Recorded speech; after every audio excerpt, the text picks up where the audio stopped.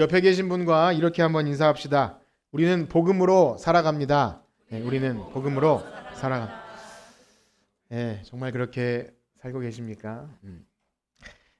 만약에 여러분들이 한번 이렇게 묻겠습니다. 누군가 여러분에게 그러면 복음이 무엇입니까? 하고 물어본다면 여러분들 무엇라고 답하시겠습니까?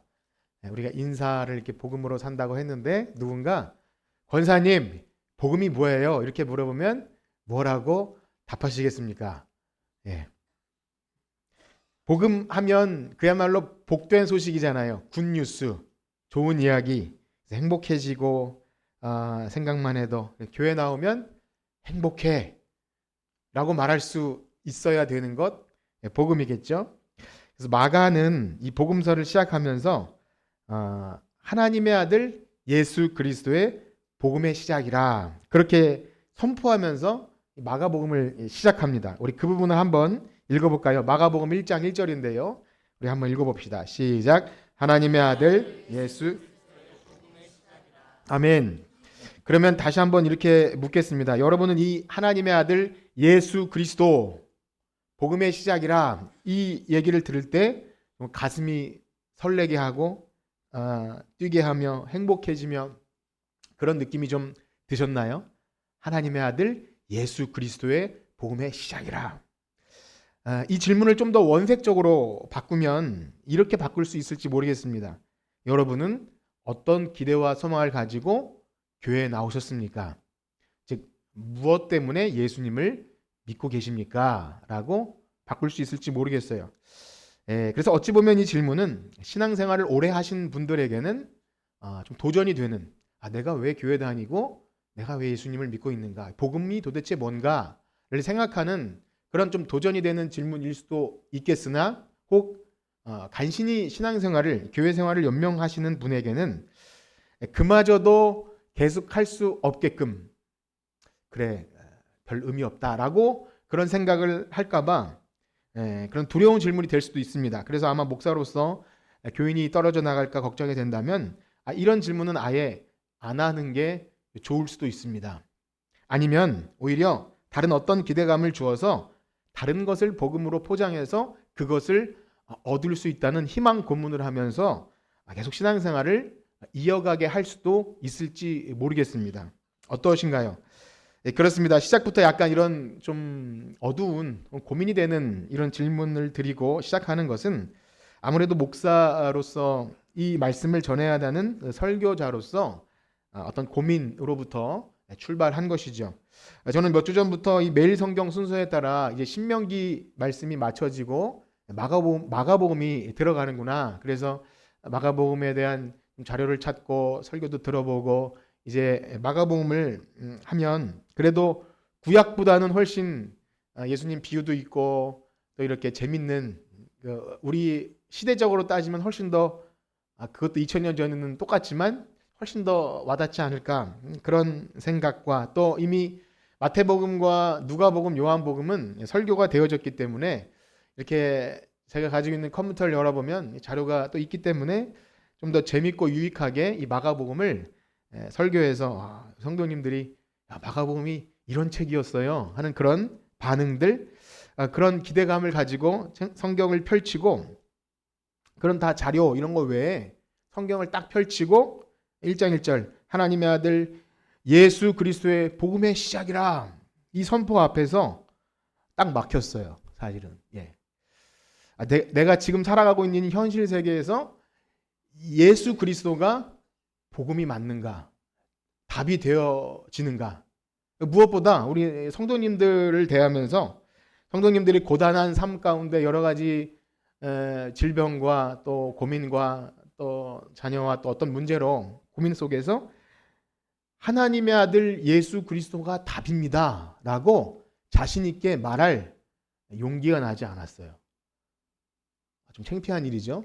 목사님 믿음이 별로 없으시네요 라고 생각할 수 있을지 모르겠습니다. 왜 그럴까요? 사실 목사인 저 자신도 하나님의 나라의 복음을 이야기하면서 사실 육체의 정욕 또 안목의 정욕 이생의 자랑 그런 것이 마음속에 깊이 자리 잡고 있음을 고백합니다. 그래서 이 세상의 편안함과 안락함 그래서 내가 예수님을 잘 믿었더니 그래도 자녀들이 큰 사고 없이 그냥 그렇게만 잘 살아주면 예수 잘 믿은 것이겠다. 그 정도로 만족하고자 하는 마음들이 이 세상에 길들여지고 있다라는 생각이 들게 됩니다. 그러면 결국 어떻게 될까요? 성경책을 펴놓고도 이 놀라운 신비한 구원의 지식이 들어있는 성경책을 펴놓고도 성경이 말하는 하나님 나라의 복음을 그대로 얘기하기가 어려워집니다. 그래서 사실 재미도 없고 졸릴 수밖에 없고 오히려 이 세상의 행복의 요구의 기준에 맞춰서 그래서 교회와 복음은 그것을 충족시켜주는 도구와 수단으로 우리가 열심히 예배 드립시다. 열심히 기도합시다. 이렇게 바꿔버릴 수도 있다는 두려움이 든다는 거죠. 그렇습니다. 어떠신가요? 제 말씀이 어떻게 들리시나요? 자, 그렇다면 그런 고민 말고 그럼 우리가 이 복음서를 펼쳐놓고 이 성경 귀한 우리에게 주신 생명의 말씀을 딱 펼쳐놓고 하나님의 아들 예수 그리스도의 복음의 시작이라 이것이 우리에게 뭉클하게 오늘을 살 수 있는 그 해답으로서 이 예수님 이야기가 우리의 삶의 목적이고 이유이며 또 우리의 어떤 환난과 고통 속에도 우리를 살게 하는 그 힘이 된다고 할 수 있는 그것이 어떻게 복음으로 여겨질 수 있느냐는 것입니다. 또한 세상에 믿지 않는 사람들, 혹 여러분들의 가족, 친척, 또 남편과 또 사랑하는 친구에게 이 복음을 전할 때 분명히 처음 물어봤을 때 야, 교회 나와. 왜? 교회 나오면 행복해. 이렇게 말하려면 이게 복음이야. 이게 살 길이고 다른 어떤 것에도 답이 없어. 예수 그리스도가 답이야 라고 말할 수 있으려면 어떻게 해야 합니까? 꼭 여러분 그 방법을 아시나요? 그 방법을 아시면 저에게도 좀 말해 주십시오.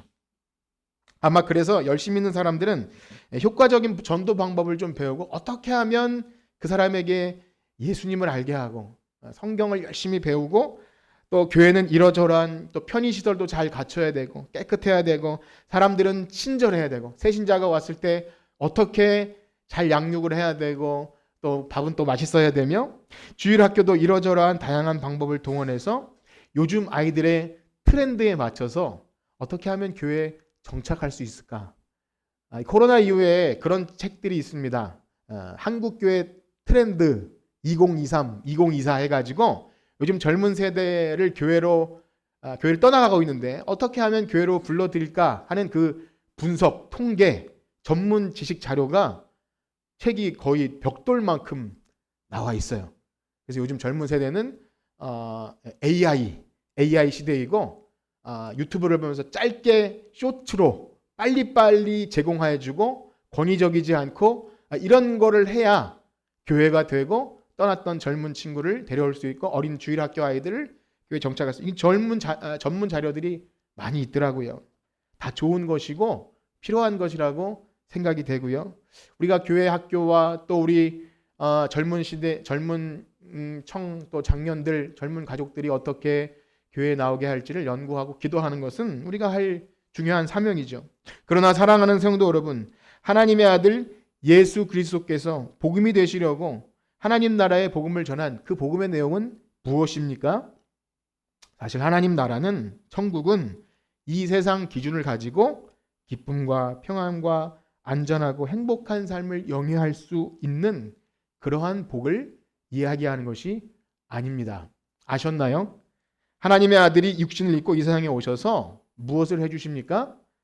내 죄를 위해 십자가에서 달려 죽으시는 이야기예요. 매우 실망스러운 이야기입니다. 내가 이것 드리려고 네 친구 따라서 왔나? 라고 실망해도 될 만한 비참한 이야기죠. 그냥 감동적인 유명한 사람이 그렇게 참 숭고하게 희생했다 이 정도 사건이 아니라는 것입니다. 그리고 그 하나님 나라에 들어가는 성도들은 예수님의 말씀처럼 예수님이 나를 따르려거든 어떻게 하라 하셨죠? 자기를 부인하고 무엇을 지고 자기 십자가를 지고 따라야 한대요. 그게 복음이고 감사해서 기쁘고 예수님을 기쁘게 따라가는 것이 복음이라고 하는 것입니다. 여러분 이것을 믿으십니까? 아니면 좀 실망스러우신가요? 실망스러우셔도 괜찮습니다. 왜냐하면 성경 말씀도 십자가의 도는 뭐라 그러죠? 미련한 것이다. 물론 단서가 붙죠. 멸망하는 자들에게는 미련한 것인데 알고 있어요. 성경을 쓰는 저자나 예수님도 성경책을 쓴 사람도 다 이것이 말도 안 되는 미련한 것이라는 것을 알아요. 그래서 십자가의 도는 미련한 것이다 라고 말하죠. 어쨌든 이 세상의 일반적인 상식을 가진 사람들은 하나님 나라의 왕이시라면서요, 왕으로 왔으면 그 정도 대접이 아니라 그래도 뭔가 좀 혜택을 주셔야 하는 것 아닙니까?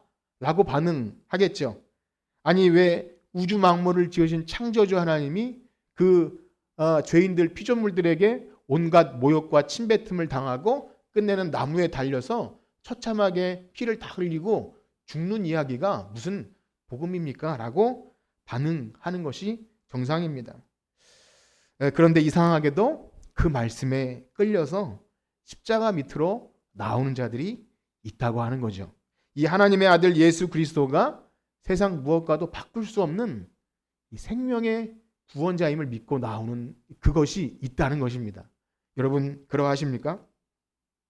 그런데요, 사랑하는 성도 여러분, 제가 마가복음을 보면서 새롭게 깨달은 사실이 있습니다. 우리가 복음서라고 할 때 이 복음서의 심오한 진리를, 우리가 이 성경책이니까 복음 했으니까 내가 이것을 잘 알고 누군가에게 이 책을 전달해 주진 않아도 내가 이것을 잘 알아서 이 예수님 이야기를 잘 설명해 주면 그 예수님 믿게 하는 전도 책자의 바이블, 성경책이 바이블이네요. 뭐 수학의 바이블, 어쨌든 그런 아주 그냥 근본적인 책이라고 생각해서 전도지는 요약본이라면 이 성경책은 전도를 하게끔 하는 중요한 수단으로서 어떤 도구처럼, 그래서 소위 예수 잘 믿게 하는 어떤 책이라고 생각할 수 있게 된다는 것입니다. 당연히 그렇게 생각되겠죠. 당연히 교회에서 성경책을 보는데 성경 말씀을 누군가에게 잘 이야기해주면 그가 당연히 예수님을 잘 믿을 것이라는 생각을 하게 되지요. 물론 그럴 수도 있죠. 그런데 만약 그런 식으로 따지자면 성경 연구를 잘하는 신학 박사나 교수나 목사님들이 제일 전도를 잘하고 제일 교회를 해도 잘 되고 예수님 잘 믿을 거예요. 그런데 그렇던가요? 별로 그렇지 않아요. 사실 신학책을 쓰고 주석을 쓰는 사람도 별로 예수님을 잘 안 믿는 것 같은 사람도 있습니다. 그리고 때때로 교수님들이 나와서 교회를 해도 사람들이 그리 잘 모이지 않는 경우도 있어요. 차라리 신학도 안 하고 이렇게 복음 전도 잘하는 그렇게 사람들이 모이기도 합니다. 자, 그럼에도 불구하고요, 이 복음서 하면 이 복음서에 한정해서 복음서이니까 복된 소식이겠지. 그래서 복음 하면서 전도를 하거나 설교를 할 때 결국 이 세상 사람들이 만족할 만한 어떤 것을 제시해 주어서 행복감을 느끼게 해 주려는 유혹 혹은 착각에 빠지게 됩니다. 이게 복음이지 않냐? 이게 당연히 복음인데 누군가에게 이 얘기만 딱 들려주면 뭔가 해결책이, 예수가 왜 해결책이냐는 답을 주고 싶은 마음이 우리에게 있다는 거죠. 당연한 것입니다. 좋은 거예요. 그래서 교회 나오게 되면 문제가 해결되고 병이 낫고 자녀가 잘 되고 기도가 응답받고. 최근에도 그런 전단지를 봤는데요. 그 어떤 능력 기도원에서 그 식당 메뉴처럼 기도 응답, 뭐 자녀, 질병 이런 게 이렇게 메뉴처럼 돼 있어요. 그게 뭐죠? 여기 오시면 이러한 문제가 해결받습니다. 가고 싶으시죠? 우리 교회 오래 다녔는데 맨날 금요 기도회 때 병 낫게 기도했는데 여긴 효과가 없어. 거길 가야 되는 것 아닌가라는 생각이 들게끔 그렇게 진짜 능력 있는 전도인지 같아요. 진짜 그런 교회면 줄을 서서 실제 누가 한 명 그런 일이 벌어지면 아마 그 교회는 와플 굽지 않아도 문전성시를 이룰 것 같아요. 그것이 소위 이 번영의 신학, 세속적 기복 신앙인 것이죠. 성경이 말하는 참된 복음을 포장합니다. 그래서 그 자리를 차지하게 되는 것이 바로 그러한 것입니다. 그러나 우리가 성경에서 보는 복음이라는 표현, 그래서 이 복음이라는 표현을 좀 설명드릴 필요가 있는데요. 사실 이것은 기독교적 용어가 아니었습니다. 교회 용어, 그러니까 성경 용어가 아니라 이 신약시 성경이 쓰여졌던 배경에서 로마 시대에 로마의 황제, 가이사, 시저 그 황제의 말이나 그 황제에 관련된 그 뭐 왕위로 등극되던가 왕의 아들이 태어나든가 이런 이야기가 복음, 유왕겔리온 뭐 이런 뜻이에요. 그 당시에 유왕겔리온은 교회 용어가 아니었습니다.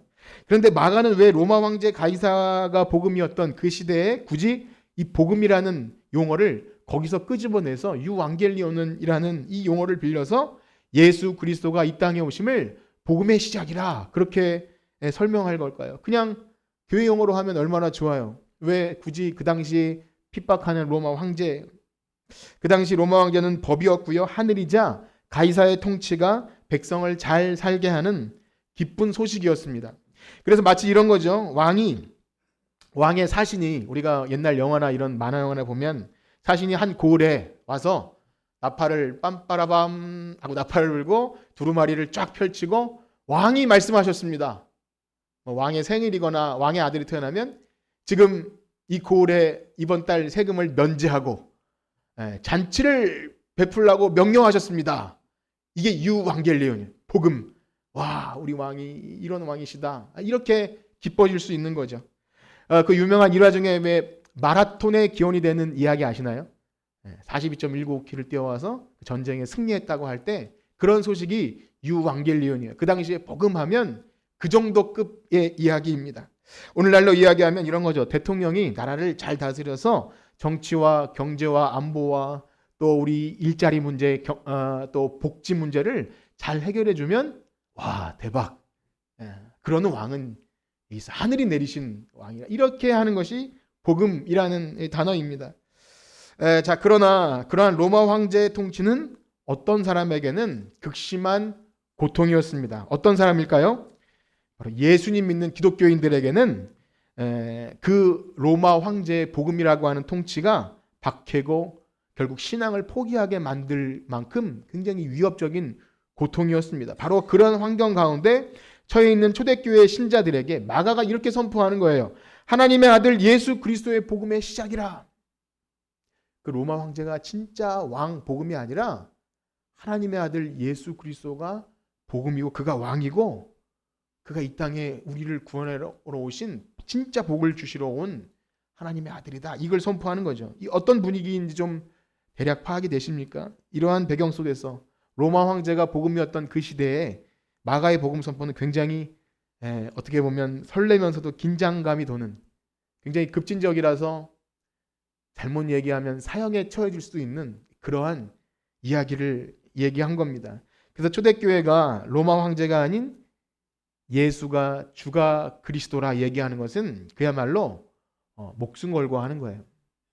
우리는 오늘날 예수는 주, 예수는 그리스도, 이것을 그냥 흔하게 얘기할지 몰라도 당시에 로마 황제가 왕인데 그 왕 말고 다른 사람이 왕이라고 말하면 잡혀가서 쥐도새도 모르게 죽을 수밖에 없는 그런 상황에서 그 목수의 아들로 십자가에 달린 그 처참하게 죽은 그 인생이 왕이고 우리의 구주십니다 라고 말하는 건 죽으라는 거예요.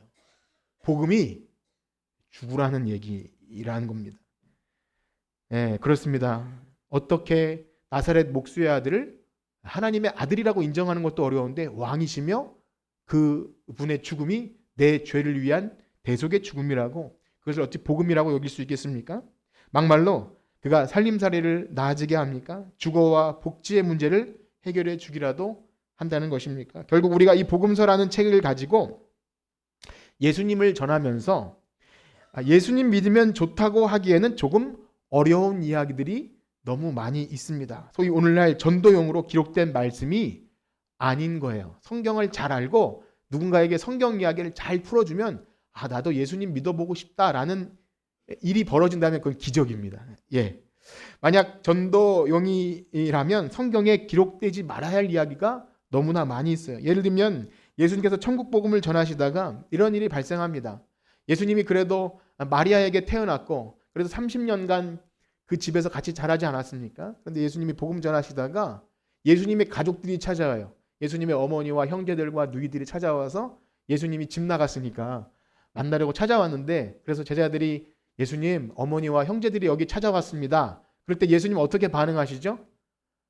최소한 예의가 있고 부모를 공경하는 사람이면 일로 좀 모셔드려서 사람들에게 소개도 좀 시켜주고 이분이 나를 낳으신 어머니입니다. 이 형제들입니다. 이렇게 해주면 얼마나 좋아요? 근데 어떻게 합니까? 우리 그 부분을 한번 읽어볼까요? 마가복음 3장 33절에서 35절입니다.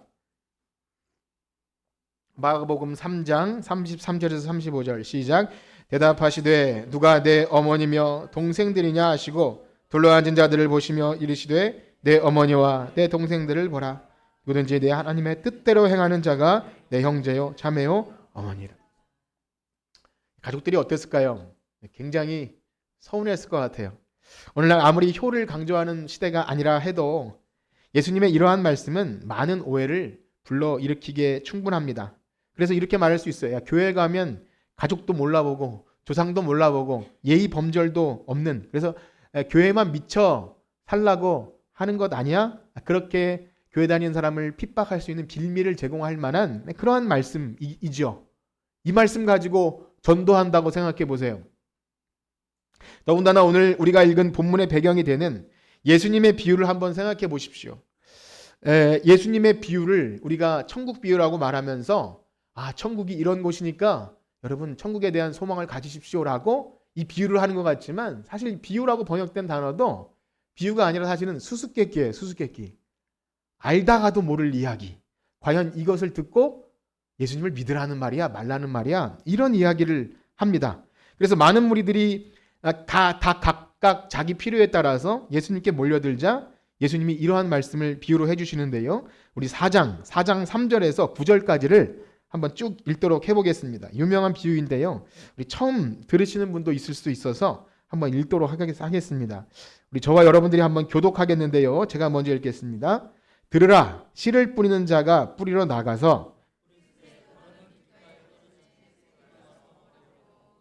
덜어는 흙이 얕은 돌밭에 떨어짐에 흙이 깊지 아니하므로 곧 싹이 나오나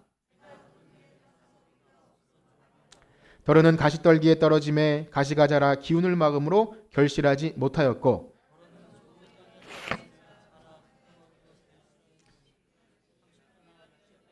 함께 읽겠습니다.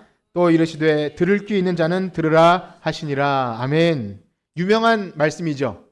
여러분 이 말씀이 은혜가 되십니까? 들을 귀 있는 자는 들으라.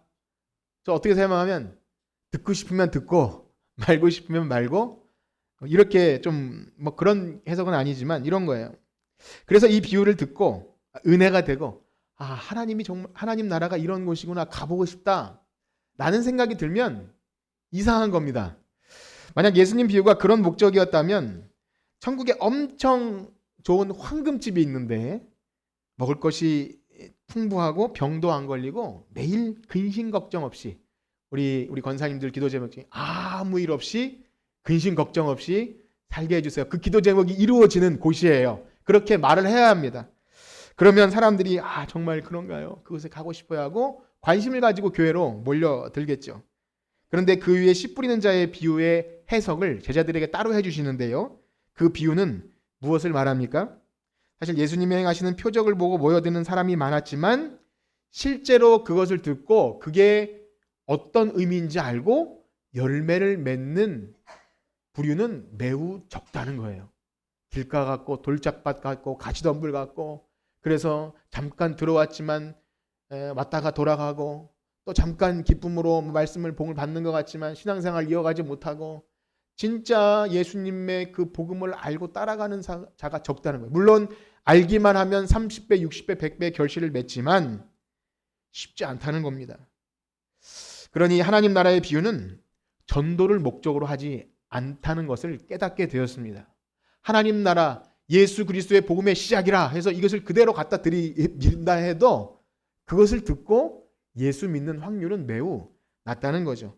예수 잘 믿으라고 초청하는 글이 아니라는 겁니다. 그런 정말 그렇다는 것일까요? 아니 복음서인데 이걸 듣고 예수 잘 믿으라고 하는 말이 아니라고요? 목사님이 거짓말하는 건 아닙니까? 한번 볼까요? 10절에서 12절 오늘 본문인데요. 4장 10절에서 12절입니다. 같이 읽겠습니다. 시작. 예수께서 홀로 계실 때 함께한 사람들이 12 제자와 더불어 그 비유에 대하여 물으니 이르시되 하나님 나라의 비밀을 너에게는 비유로 하나니 이는 그들로 보기는 보아도 알지 못하며 듣기는 들어도 깨닫지 못하게 하여 돌이켜 죄사함을 얻지 못하게 하려 함이라. 아멘. 어떻습니까? 여러분, 이 말씀이 은혜가 되시나요? 무서운 말씀입니다. 듣기는 들어도 깨닫지 못하게 하려고 이런 설교를 한대요. 참 신기한 일이죠? 교회 안 나와서 듣기는 들어도 깨닫지 못하게 하려고 이 예수님 이야기를, 성경 이야기를 오늘도 딴 얘기 안 하고 성경 이야기를 한다는 겁니다. 그러니 이 비유의 목적은 뭐죠? 택함받지 못한 외인들에게는 보기는 보아도 알지 못하고 혹 듣고 회개하고 돌아올까 봐 감추려고 이 이야기를 한다니 복음 전도용이 아닌 거죠. 그렇지 않습니까? 제가 억지로 지금 막 이렇게 끌어당기는 게 아니죠. 그러니 제가 이 본문을 가지고 있는 그대로 설교하면 어떠한 반응이 일어나는 것이 맞습니까? 우리 비유의 해석을 한번 읽어보겠습니다. 4장 14절에서 20절인데요. 우리 이번에도 교독하겠습니다. 제가 먼저 읽겠습니다. 뿌리는 자는 말씀을 뿌리는 것이라. 말씀이 길가에 뿌려졌다는 것은 아들을 가리킴이니 곧 말씀을 들었을 때 사탄이 즉시 와서 그들에게 뿌려진 말씀을 빼앗는 것이요. 또 이와 같이 돌밭에 뿌려졌다는 것은 이들을 가리킴이니 곧 말씀을 들을 때 즉시 기쁨으로 받으나 그 속에 뿌리가 없어 잠깐 견디다 말씀으로 인하여 환난 곧 넘어지는. 또 어떤 이는 가시떨기에 뿌려진 자니 이들은 말씀을 듣기는 하되 세상의 염려와 재물의 유혹과 기타 욕심이 들어 말씀을 막아 결실하지 못하게. 함께 읽겠습니다. 좋은 땅에 뿌려졌다는 것은 곧 말씀을 듣고 받아 30배나 60배나 100배의 결실을 하는 자이라. 아멘. 이 예수님의 씨 뿌리는 자의 비유를 우리가 이제까지 교회 다니면서 굉장히 많이 들었는데요. 어떻게 우리가 이것을 듣고 반응하셨습니까? 은혜가 된다면 30배, 60배, 100배. 내 시작은 미약하으나 나중은 심히 창대하리라. 하나님, 내 기도를 30배, 60배, 100배 결실로 되게 해주세요. 이렇게 내가 보고 싶은 대로 보면 그런 좋은 말씀 그렇게 해석할 수도 있을 겁니다. 그냥 만약 그렇다고 보면 우리는 좋은 땅이라는 것인데요. 그렇다면 여러분 앞에 소개된 세 종류의 밭, 길가, 돌짝밭, 가시밭은 우리와 상관없는 이야기일까요? 여러분 어떠신가요? 말씀을 기쁨으로 받았는데 때로는 집에 돌아가기도 전에 이미 그 은혜가 이렇게 날아가 버리는 경험도 하지 않습니까? 그래서 사실 이 이야기는 비유이지만 굉장히 복합적인 이야기를 다 담고 있습니다. 우리의 이야기일 수도 있고 또 이 말씀을 듣고 깨달을 수도 있고 어떤 사람은 그럼 지들끼리 믿으라 그래 약간 이렇게 강팍하게 나올 수 있는 다양한 복잡한 이야기가 있습니다. 그러니 사실상 복음서에 있는 말씀들을 그 기록된 의도대로 있는 그대로 설명하면 사실상 이 이야기를 해줬을 때 예수님을 잘 믿게 하는 전도용 책자가 아님을 알 수 있습니다. 아니 오히려 살짝 기분이 상할 수도 있는 그런 말씀일 수 있어요. 너는 돌짝밭이야. 물론 그렇게 말하진 않죠. 그러나 듣는 누군가에게는 이것이 무서운 말씀이 될 수 있고요. 어떤 사람에게는 복음으로 들릴 수 있습니다. 어떤 사람에게 이것이 복음으로 들렸을까요? 로마 황제 박해로 말미암아 집을 잃고 형제와 부모를 잃어버렸는데 예수님이 진짜 가족은 누구냐고요? 하나님의 뜻대로 행하는 자가 내 형제요, 자매요, 어머니라. 그 얘기를 들을 때 로마 황제 박해 아래서 가족을 잃고 집도 잃고 이제 직장도 뺏기고 이제 생명의 위협까지 받는 상황에서 그 얘기를 들었을 때 예수님이 복음이구나. 이게 믿어지는 거예요. 그 상황에서. 극심한 환난의 상황에서 이게 복음으로 들려야 한다는 거죠. 이것은 무서운 이야기입니다. 편안한 시대에 복음을 얘기하다 보면 자칫 조금 더 잘 사는 방법을 얘기할 수 있지만 극도의 환난의 상황에서 진짜 가족이 누구인지를 얘기하는 이들이 내 형제요, 자매요, 내 어머니라. 이 말씀이 복음으로 들리는 자 견디라는 거죠.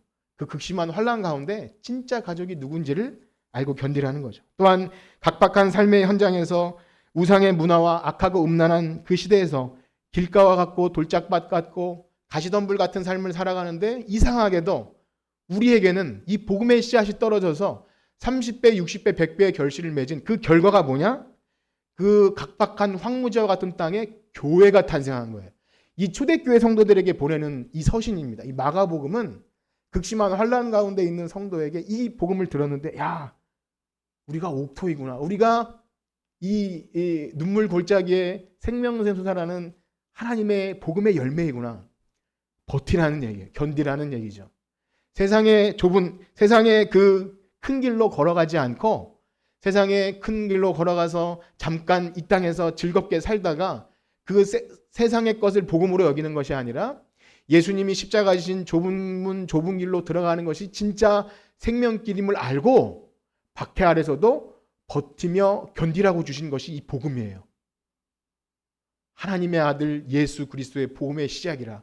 그러니까 이것을 듣는 사람의 그 당시에 생각을 한다면 우리가 이것을 어떻게 들어야 되는지, 어떻게 듣는지 삼가라. 이 말씀이 우리에게 들려집니다. 즉 이 복음서는 환난과 핍박 가운데 있는 성도들에게 끝까지 견디라는, 어떻게 보면은 힘든 말씀입니다. 사랑하는 성도 여러분, 어떠하십니까? 그러니 사실상 하나님 나라의 복음을 듣고 반응하고, 여러분들이 오늘날 예수 그리스도의 십자가를 따라간다고 마음속에 믿음이 생기면 그것은 우리에게서 난 것이 아닙니다. 하나님이 만세전에 예정하셔서 오늘날 이 시대에도 부르시고 뜻하시는 하나님의 계획이 있기에 여러분들 마음밭에 이 복음의 씨앗이 떨어졌다는 것을 믿으시길 축복합니다.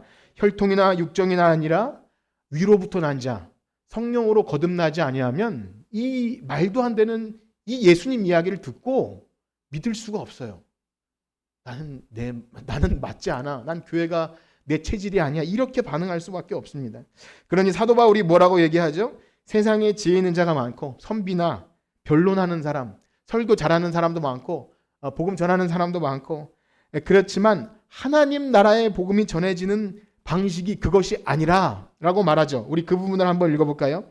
고린도전서 1장 18절에서 21절인데요. 다 같이 한번 읽겠습니다. 시작. 십자가의 도가 멸망하는 자들에게는 미련한 것이요 구원을 받는 우리에게는 하나님의 능력이라. 기록된 바 내가 지혜 있는 자들의 지혜를 멸하고 총명한 자들의 총명을 폐하리라 하였으니, 지혜 있는 자가 어디 있느냐, 선비가 어디 있느냐, 이 세대의 변론가가 어디 있느냐. 하나님께서 이 세상의 지혜를 미련하게 하신 것이 아니냐. 하나님의 지혜에 있어서는 이 세상이 자기 지혜로 하나님을 알지 못하므로 하나님께서 전도에 미련한 것으로 믿는 자들을 구원하시기를 기뻐하셨도다. 아멘. 그렇습니다. 사랑하는 성도 여러분, 이 세상에 누가 처음부터 교회 나올 때 이 예수 그리스도가 진짜 왕이신 줄 알고 이게 나의 모든 삶의 해결자, 구원자임을 알고 예수 그리스도를 주로 고백하고 교회에 나오는 사람이 사실 누가 있겠습니까? 다 자기 필요를 따라 나오죠. 다양한 경로를 통해서 절박한 상황에 위로가 필요하기도 하고, 또 병이 걸릴 수 있고, 친구를 따라 놀러 나올 수도 있고, 집안이 기독교 집안이라서 교회 나올 수도 있죠. 다 좋습니다. 예수님은 그런 사람들을 다 용납하시고 그들의 필요를 다 채워주신 분이세요. 다 씨를 뿌립니다. 복음의 씨앗을 구분하지 않고 다시 뿌려요. 그런데요, 다만 예수님은 떡만 먹고 돌아가는 자들을 보시면서 안타까워하셨습니다. 하나님의 아들이 생명의 복음을 주러 이 땅에 사람의 몸을 입고 오셨는데도 그 예수님을 보고도 떡만 먹고 돌아가는 사람들이 있었다는 거죠. 왜냐하면 그들은 예수님께서 결국 그들의 요구대로, 그들의 요구는 뭐죠? 로마 황제보다 더 힘센 왕, 자기가 원하는 방식대로 그 복음을 줘야 되는 것, 우리의 살림살이와 먹을거리와 경제와 일자리와 이 문제를 해결해 줄 왕을 기대했는데 알고 보니까 힘없이 도살장에 끌려가는 양처럼 끌려가더니 온갖 조롱과 핍박을 당하고 나무에 달려서 죽어버렸네요. 화가 나는 거예요. 십자가에 못 박으라. 그렇게 하죠. 사랑하는 성도 여러분, 사실상 우리는 그러한 미련한 자들입니다. 우리도 거기에 있었다면 그렇게 반응했을 수도 있어요. 화가 났을 거예요. 내가 이러려고 예수 믿었나? 라고 생각할 수 있는 돌짝밭 같고 가시덤불 같고 그런 사람들 아니겠습니까? 그럼에도 불구하고 하나님의 한량없는 자비하심으로 우리를 택하시고 부르셔서 이 음란하고 악한 시대 속에서 성령의 능력으로 우리 안에 새 영, 새 마음을 주셔서 그 예수 그리스도가 하나님의 복음임을 알고 믿게 하는 것, 여러분 그것이 여러분 안에 있다면 이것은 우리에게서 난 것이 아닙니다. 여러분 기뻐하고 즐거워하기를 축복합니다. 예수 그리스도의 십자가의 죽으심이 우리의 죄를 위한 대속의 죽으심이라고 하는 것을 믿는다고요? 이건 사람이 할 수 없는 일입니다. 제가 목사로서 제 능력으로 할 수 있는 일이 아닙니다. 설교를 잘하거나 설명을 많이 해서 될 문제가 아니라 바라고 원하는 것은, 이 성경 이야기를 하면서 원하는 것은, 여기 모인 우리 성도님들 한 분 한 분이 이 생명의 복음의 씨앗이 뿌려져서 열매 맺는, 하나님이 찾으시는 그 한 사람, 하늘 가족 되기를 축복합니다. 그래서 저는 오늘도 하나님 나라의 복음을, 미련한 십자가의 이야기를 그냥 합니다. 여러분들에게 전할 뿐이지 여러분들을 감동시키시고 자라나게 하시는 분은 오직 삼위 하나님 한 분뿐이신 줄 믿습니다. 그러므로 사랑하는 성도 여러분, 우리가 교회에 나올 때, 여러분 교회 나와서 예수님 믿는다고 할 때 항상 이 생각을 하셔야 됩니다. 오늘도 설교를 들을 때 어떻게 들었는가? 그것이 하나님 나라의 복음을 믿고 내 마음밭에 떨어지면 그것이 반응이 어떻게 일어나는가? 때로는 회개하기도 되고, 때로는 기뻐하기도 되고, 때로는 그것 때문에 갖고 있다가 혹시나 새가 와서 주워 먹지 않나 전전긍긍하면서 기도하고 말씀에 반응하고 있는지를 잘 보시기 바랍니다. 교회에 나와서 무언가를 들었는데 그냥 좋은 이야기거니 하면서 그 수준에 머무셔서는 안 된다는 거예요. 그래서 예수님이 비유를 하시면서 너희는 이것을 어떻게 듣느냐, 그리고 반응하는 사람들은, 제자들은 예수님께 나와서 예수님 이게 무슨 말씀이에요 하고 묻습니다. 그때 예수님이 다시 얘기해 주죠. 물론 그때 모든 것이 해결되지 않아요. 우리가 신앙생활하면서 설교 한 편 들었다고 이게 다 해결되고 그런 것도 아니고요. 그때 한번 은혜를 반짝 받는다고 되는 것이 아닙니다. 하나님께서 우리를 매일매일 말씀으로 자라게 하시는데, 중요한 건 그것이 30배, 60배, 100배의 결실을 맺게 하기까지 끊임없는 여러분들의 기도와 탄식과 하나님께서 그 일을 여러분들에게 하실 것입니다. 혹 여러분들에게 그런 마음이 있다면, 말씀을 오늘 듣고 반응하고자 하는 마음이 있다면 그것은 우리에게서 난 것이 아닙니다. 우리 안에 선한 일을, 착한 일을 시작하신 하나님이 우리 안에 그 일을 시작하신 줄 믿습니다. 혹 여러분 가운데 오래 교회 다녔는데 저는 그런 건 잘 모르겠습니다. 그저 마음의 위안을 얻고 그저 종교 하나 있으면, 어디 보니까 종교 하나 가지고 있으면 좋겠다, 기도하면 들어주시는 것 같아서 그냥 그거면 충분합니다 라고 여기시는 분이 있으면 거기에 머무셔서는 안 됩니다. 진리의 말씀이 우리 마음밭에 떨어졌는데 생명 역사를 일으키기도 전에 환난이나 박해가 오면 넘어진다 그래요. 이 비유에 보니까 환난이나 박해가 오면 넘어지고요, 세상의 염려와 재물의 유혹과 기타 욕심이 복음의 씨앗을, 결실을 맺지 못하게 한다는 말씀이 있습니다. 그러므로 우리는 말씀을 들을 때 이것이 열매 맺을 수 있도록, 하나님 제 마음밭을 옥토로 변화시켜 주시옵소서. 제가 하나님 가족이 되고 싶습니다. 다른 어떤 은혜 말고 예수 그리스도의 십자가 복음이 나를 구원하는, 어떤 것과도 바꿀 수 없는 생명의 복음으로, 그래서 이 악하고 음란한 시대에 흔들리지 않는, 많은 사람들이 믿음이 저버리는 이 시대에 흔들리지 않는 주님의 제자가 되기 원합니다. 이렇게 기도하며 예수님 다시 오실 때까지 버티고 견디시는 여러분들 되시기를, 저와 여러분들 되시기를 주님의 이름으로 축복합니다. 아멘. 하나님, 돌짝밭 같고 가시덤불 같은, 길가와 같은 우리의 삶에 찾아오셔서 생명 역사를 일으켜주신 주님 감사합니다. 이것은 그냥 있는 것이 아니라 만세전부터 계획하신 하나님의 은혜의 역사이며 예수 그리스도께서 십자가에 못 박혀 죽으심으로 우리를 살게 하신 놀라운 성령의 역사인 줄 믿습니다.